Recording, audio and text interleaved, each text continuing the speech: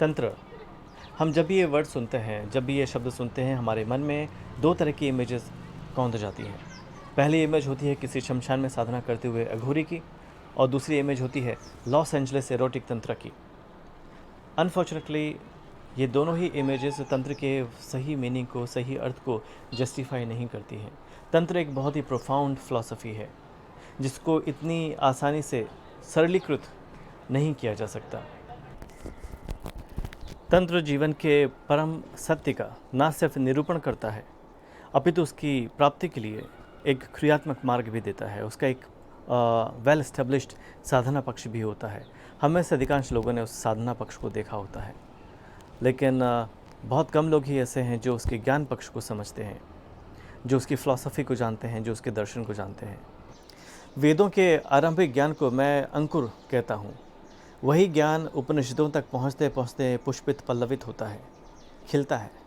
लेकिन जब तंत्र तक वह ज्ञान पहुँचता है, वह अपने सर्वोच्च शिखर तक पहुँच जाता है। मेरी इस बात से आपको ये स्पष्ट हो गया होगा कि तंत्र कितने इंटेंस हैं, कितने गहन हैं, डीप हैं, प्रोफाउंड हैं। तंत्र की अंडरस्टैंडिंग कितनी विशाल है, और यही बात मैं आपको स्पष्ट करना चाहता हूँ। तंत्र में शिव सर्वोच्च सत्ता माने जाते हैं। शिव एक कॉन्शियसनेस प्रिंसिपल माने जाते हैं। ऐसी चेतना जो इस संसार का निर्माण करती है, जो इस संसार का निमित्त कारण है, जो इस संसार का उपादान कारण है, यानी कि ऐसी चेतना जो इस सब का आधार है। बिना उस चेतना के कुछ भी संभव नहीं।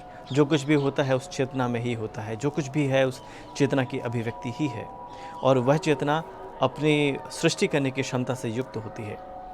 हम में से अधिकांश लोगों ने कहानियाँ सुनी होंगी जो तंत्र के ग्रंथों में शिव और पार्वती के संवाद के रूप में मेंशन रहती हैं। तो लोगों को ये महसूस होता है कि तंत्र एक डुअलिस्टिक फिलॉसफी है जिसमें शिव और शक्ति दो सत्ताएं हैं या दोनों का द्वैत है, जबकि ऐसा नहीं है। वास्तव में शिव और शक्ति एक ही है। ये एक ही सिक्के के दो पहलू हैं। चेतना ही शक्ति युक्त होती है।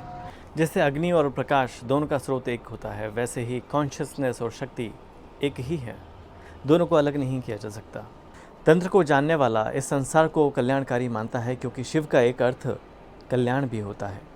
तो वह सृष्टि को शिव रूप मानता है, वह सृष्टि को शिव का अक्स, उसका प्रतिबिंब मानता है, उस परम चेतना का प्रतिबिंब मानता है। लेकिन इतना सब होने के बाद भी, शिव का स्वरूप होने के बाद भी वह इस बात को जानता है, वह इस बात से परिचित होता है कि वह एक लिमिटेड चेतना में जी रहा है।